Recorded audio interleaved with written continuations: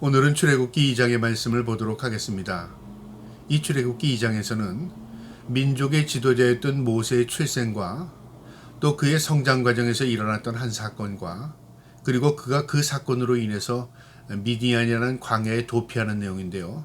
짤막한 한 장의 기록이지만 하나님께서 모세를 민족의 지도자로 삼으시고 그를 성장시켜서 하나님께서 마침내 그를 민족의 지도자로 삼는 하나님의 섭리를 오늘 말씀을 통해서 깨달을 수 있기를 주님의 이름으로 축복합니다. 2장 1절에 레위 가족 중 한 사람이 가서 레위 여자에게 장가를 들어 그 여자가 임신하여 아들을 낳으니 그가 잘생긴 것을 보고 석 달 동안 그를 숨겼으나 더 숨길 수 없게 되어 그를 위하여 갈대 상자를 가져다가 역청과 나무진을 칠하고 아기를 거기 담아 나일 강가 갈대 사이에 두고. 이 모세가 태어난 시절에는요, 이 바로가 남자아이는 다 죽이라는 명령을 했던 그 시기였습니다. 그러니까 남자로 태어난다는 것은 죽을 수밖에 없는 그런 상황이었습니다. 그런데 이 레위인이었던 두 남녀가 결혼을 해서 남자아이를 낳은 겁니다. 그 아이가 모세입니다. 이 엄마가 이 아이를 죽일 수 없어서요, 명령에도 불구하고 그 아이를 숨겨서 3개월 동안 숨겨서 키운 겁니다. 그러나 더 이상 이 아이가 숨길 수 없었습니다. 아이가 성장하면서 울음소리도 커지고요, 또 사람들에게 발각되면 결국 죽게 됩니다. 그래서 엄마가 결단하고요, 이 아이를 나무 상자에 실어서 이 나일강에 띄워보내려고 하는데요. 어떤 생각을 했냐면은 이 아이가 이 애굽인에게 가서 아니면 다른 곳에 가서 살아남기를 원했던 것입니다. 그래서 갈대 상자를 만들어서 나일강가에 띄웠습니다.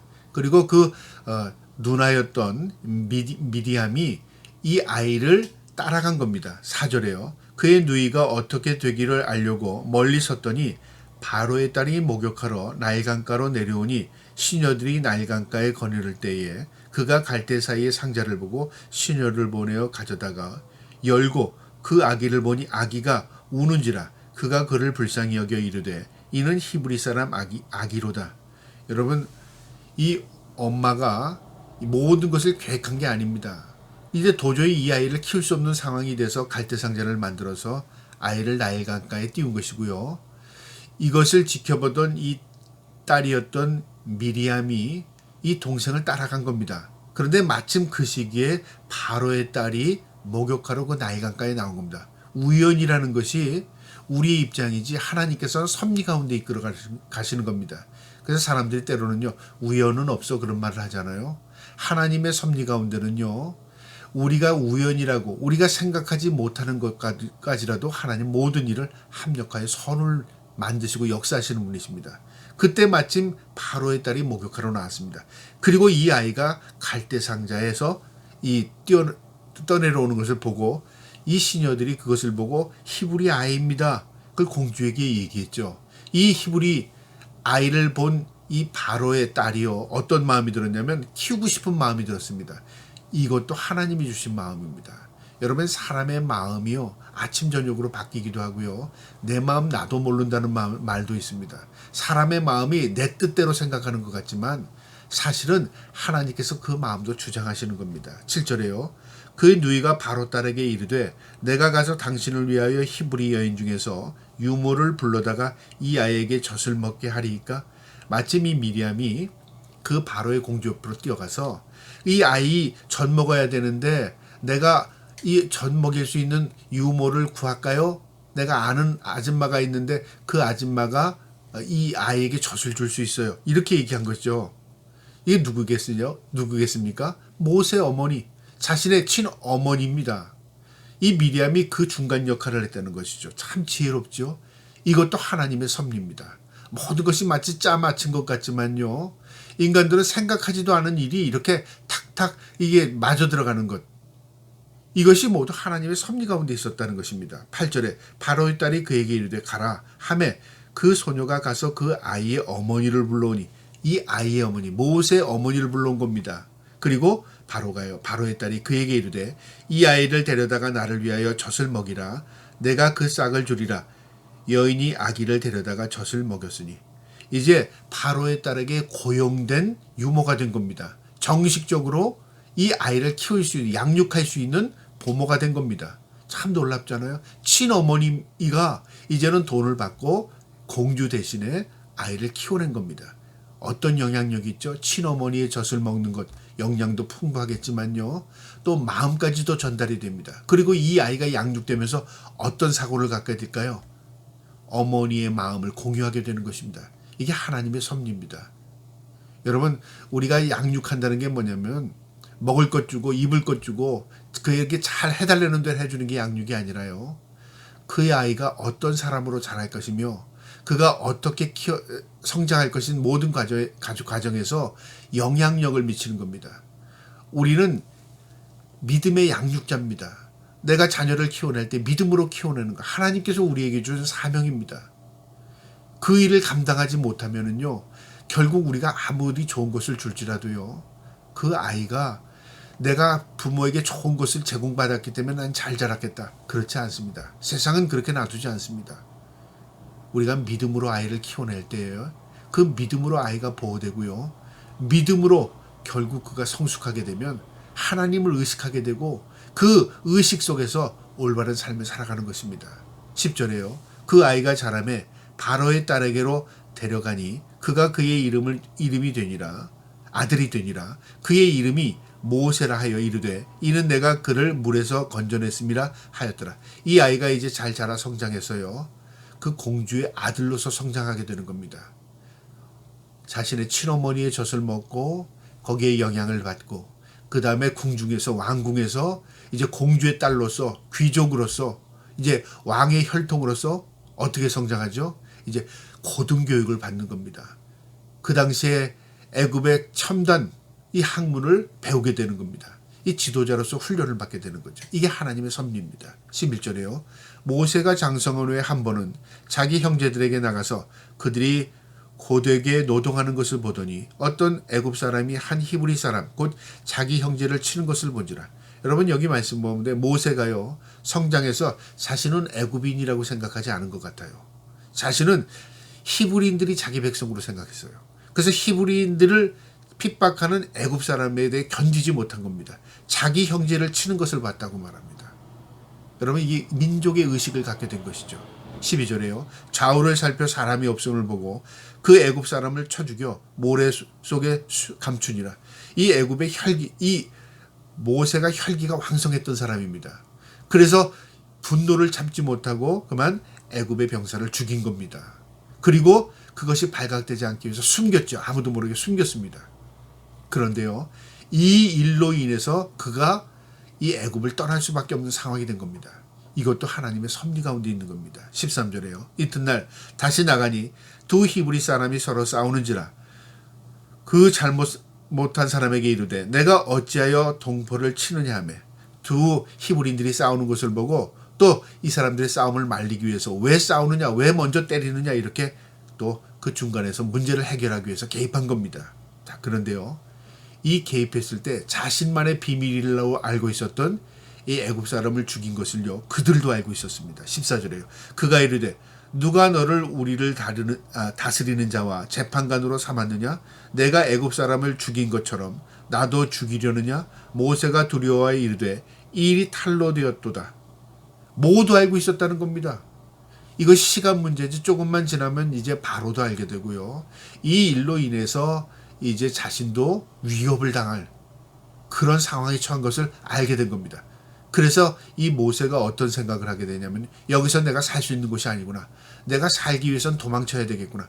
그래서 미디안 광야로 도망치는 겁니다. 그런데요. 모세는 도망쳤지만 하나님은 그를 이끄시는 겁니다. 이게 섭리입니다. 우리의 삶도 그렇습니다. 내가 그 상황에서 도저히 견디지 못해서 나는 아니야. 이곳에서는 도저히 살 수 없어. 하고 떠났는데 나중에 깨달은 것을 보니까 하나님께서 나를 떠나게 하신 게 하나님의 섭리였구나. 그걸 알게 될 때가 있다 그 말이죠. 이 모세는 이제 살기 위해서 떠날 수밖에 없었습니다. 15절에요. 바로가 그 일을 듣고 모세를 죽이고자 하여 찾은지라. 모세가 바로의 낯을 피하여 미디안 땅에 머물며 하루는 우물 곁에 앉았더라. 이제 미디안으로 도망가서요. 기진맥진한 겁니다. 그래서 우물 곁에서 우물을 먹기 위해서 기다리고 있었겠죠. 자, 그런데 16절에 미디안 제사장에게 7달이 있었더니 그들이 와서 물을 길어 구유에 채우고 그들의 아버지와 양떼에게 먹이려 하는데 이제 미디안 광야 이드로의 딸들이 이제 아버지의 일을 대신해서요 양떼를 몰고 이 우물 곁에 와서 양들을 먹이고 물을 채우는 그러려고 하는데 그때 다른 남자 목자들이 와서 여자라고 우습게 여겨서 다 쫓아내려고 한 겁니다. 17절에요. 목자들이 와서 그들을 쫓는지라 모세가 일어나 그들을 도와 그 양떼에게 먹이느니라. 이 모세에게 있어서는요 어떤 거냐 이 부정한 것, 불의한 것에 대해 참지 못하는 그런 성격을 가지고 있었던 것 같아요. 하나님 그걸 쓰신 겁니다. 이 남자들이 여자들을 다 내쫓으려고 했을 때요. 그가 개입해서 오히려 여자들 도왔습니다. 그러니까 얼마나 고마운 마음이 들겠습니까? 이 이도로의 마음에요. 이도로의 딸들의 마음에 그의 아버지에게 가서 얘기를 했겠죠. 18절에요. 그들이 그들의 아버지 르우엘에게 이를 때에 이 르우엘이 이드로입니다. 아버지가 이르되 너희가 오늘은 어찌하여 이같이 속히 돌아왔느냐. 어떻게 오늘 시간도 이렇게 이른데 일찍 모든 일을 마치고 물을 마기고 돌아왔느냐. 궁금하죠. 아버지가 물은 겁니다. 19절에 그들이 이르되 한 애굽 사람이 우리를 목자들의 손에서 건져내고 우리를 위하여 물을 길어 양떼에게 먹였나이다. 누가 우리를 도왔는데 그 사람 애굽 사람입니다. 그랬더니 아버지가 어떻게 생각하겠어요? 그 사람 어디 있느냐? 너희가 왜 그 사람에게 아무것도 베풀지 않고 돌려보냈느냐. 아버지 마음에 그런 마음이 든 겁니다. 20절에요. 아버지가 딸들에게 이르되 그 사람이 어디에 있느냐. 너희가 어찌하여 그 사람을 버려두고 왔느냐. 그를 청하여 음식을 대접하라 하였더라. 이제 좀 대접해서 그 사람에게 보답하고 싶다는 마음이 드는 거죠. 자, 그런데 이것도 하나님의 섭리였습니다. 이 일로 인해서 이제 모세가 이드로의 사위가 되고요. 그 집에 정착하면서 광야에서 40년 동안 그가 기거하면서요. 광야를 익힙니다. 그러니까 40년은 왕궁에서 살았죠. 귀족으로요. 그러니까 최고의 학문을 배웠죠. 40년 동안 광야에서요. 길을 익히고 광야에서의 그 살아는 생존력을 기른 겁니다. 하나님의 섭리였습니다. 모세가 그의 동거를 기뻐하며 그가 그의 딸 십보라를 모세에게 주었더니 자기 사위 삼은 겁니다. 딸 주고요. 22절에 그가 아들을 낳으며 모세가 그의 이름을 게르솜이라 하며 이르되 내가 타국에서 나그네가 되었음이라 하였더라. 이제 모세는요. 고향에 돌아갈 수 없다고 생각한 겁니다. 그래서 그곳에서 결혼해서 그곳 여인과 함께 아이를 낳고 정착하게 된 겁니다. 그런데 이것도 하나님의 훈련 과정이었다 그 말이죠. 모세가 120세까지 살았는데요. 40년은 광야에서 왕궁에서 최고의 학문을 익혔습니다. 그러니까 지식, 기능, 그 다음에 능력을 키웠고요. 그 다음에 40년은 광야에서요. 생존 능력, 그 다음 광야 지리를 익혔습니다. 그래서 민족을 이끌어 나갈 때 어느 길로 이끌어 나가는 것이 수월한 것을 알았다 그 말이죠. 그 다음에 40년은 지도자로서 하나님의 말씀을 대언자로서 전달한 사람이었습니다. 이처럼 3분의 1은 훈련, 왕궁에서 지식적인 것, 3분의 1은 광야에서 광야훈련이라고 말하고요. 또 3분의 1은 지도자로서 하나님께 이끌림을 당한 그런 대표적인 인물이 모세입니다. 23절에요. 여러 해 중에 애굽 왕이 죽었고 이스라엘 자손은 고된 노동으로 말미암아 탄식하여 부르짖으니 그 고된 노동으로 말미암아 부르짖는 소리가 하늘에게 상달되었더라. 모세는 광야에서 하나님 앞에 광야 훈련을 받고 있을 때 이스라엘 민족은 고통과 절망 가운데 애굽에서 종살이하고 노예로 이제 군림된 겁니다. 그리고 왕권이 바뀌었습니다. 자신을 핍박했던 그 왕이 이제 죽이려고 했던 그 왕이 세상을 떠나게 된 겁니다. 24절에 하나님이 그들의 고통 소리를 들으시고 하나님이 아브라함과 이삭과 야곱에게 세운 그 언약을 기억하사 하나님이 이제 계획 가운데요. 그 아브라함, 이삭, 야곱에게 약속했던 너는 내 백성이 되고 내가 너의 하나님이 되겠다. 너에게 가나안 땅 약속의 땅을 주겠다. 하나님 약속하셨죠.